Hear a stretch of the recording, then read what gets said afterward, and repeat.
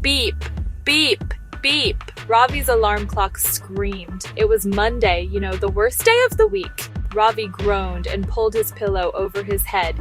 5 more minutes, just 5, but his mom had other plans. Ravi, you're going to be late, again. So Ravi rolled out of bed. Literally, he hit the floor with a soft thump. His room was, a total disaster zone. Piles of comic books everywhere, a half-eaten sandwich from Saturday. His school bag? It was buried under a mountain of dirty socks. This was not a good start to the day. Ravi stumbled around like a zombie. Where was his other shoe? He found it under his bed, right next to a dusty toy robot. He grabbed his toothbrush and squeezed. Squirt! A giant glob hit his shirt. Oops, he wiped it off, but that only made a bigger blue smear. Ravi, your bag! His mom reminded him, pointing to the empty spot on the chair. Oh no, his bag! He had forgotten it upstairs in the sock monster's lair. He raced back upstairs, dug through the stinky pile. No bag. He looked under his desk. No bag. He checked his closet. Still no bag. It was gone, vanished, poof. He remembered his old bag had a giant rip.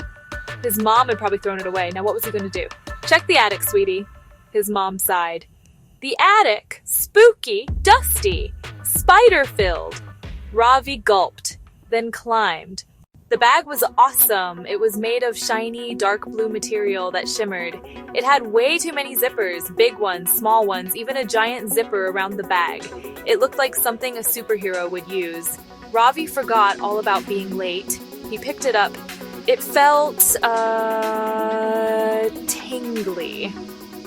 Humming with secret energy. He grabbed an old globe and tried to stuff it inside. The bag wasn't big, but the globe just disappeared. He peeked inside. The globe was gone. It was like a magical black hole for school supplies. This was the coolest bag in the entire universe. He could fit anything in here. His lunch, his gym clothes, maybe even his little brother. Ravi, feeling super excited, decided to close the main zipper. It had a star-shaped pull tab. He grabbed it and zip!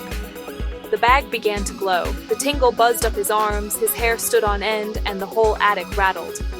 The light grew brighter. He felt a weird pull, like being sucked through a giant, twisty straw. The dusty attic smell was replaced by clean metal and ozone. Whoosh! Everything went quiet. The light faded. He was standing in the exact same spot, but everything was different. The wooden beams were gone. Sleek metal walls and a glowing blue ceiling panel replaced them.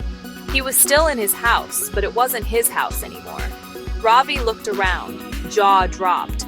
Moving walkways zipped by. Floating chairs drifted. Drones buzzed with packages. He zipped the bag a crack. Zip. Nothing. Zipped it again. Still nothing. He was stuck. He decided to go to school. Maybe someone there could explain. Whoosh! The walkway carried him right out the front door. A bubble-shaped hover cars hummed. His school, now under a giant glass dome with silver towers, loomed ahead. School 2.0. Students in shiny silver uniforms marched in perfect lines. They didn't talk or laugh, they just marched. A tall robot with a single red eye scanned the entrance. Homework. Submitted. Proceed. Homework on a Monday morning. Ravi clutched his bag. He hadn't even packed his books. He tried to sneak past, but the robot spun. Halt. Unidentified student. State your name and homework status. Other students marched past, ignoring him. Homework zombies. Heart pounding, Ravi backed away. He missed his messy room. He even missed his cold toast. Suddenly, a clanking came from a supply closet.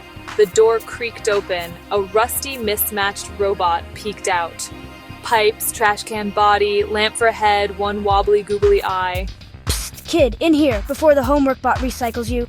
The robot squeaked. Ravi dove in. The door slammed. It smelled like floor cleaner and old mops. Phew, that was close. Name's Scrap. sanitary cleaning and reclamation automaton. Friends call me Scrap. A girl stepped into the light, bright pink hair, silver uniform covered in rebellious patches. I'm Maya. Ravi explained everything. The attic, the magical bag, the zipper that sent him here. Maya's eyes widened. So you're from before the great upgrade. Robots meant to help now assign homework 24/7. The main robot, Principal 9000, took over. No playtime, no art, no fun. Just endless worksheets. We're the resistance, Maya said. We meet here, the cameras can't see. With you and that bag, maybe we have a chance. Ravi looked at it.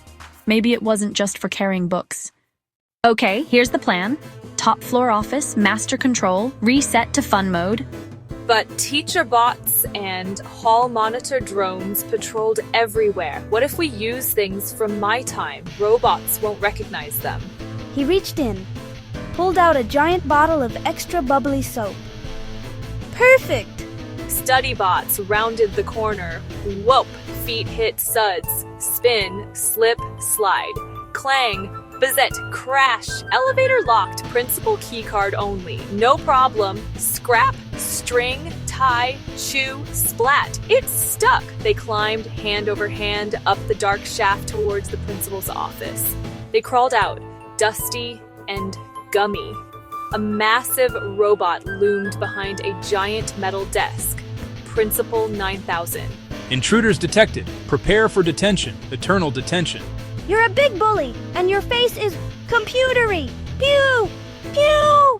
Button switches and one big red system reset under glass. Wah, bok bok bocky, crack! Maya slammed her hand on the big red button. The alarm stopped. Lights turned green. Principal 9000 blinked and smiled. Hello, students. It's time for recess. Maya high-fived Ravi. Scrap hugged him, leaving a small greasy smudge. You need to get back. You zipped it to come here. Maybe unzipping sends you home. Don't forget to have fun and keep things messy. He grabbed the star pull. Zip! Light burst, colors swirled. Thump, back in his attic. The bag went dull.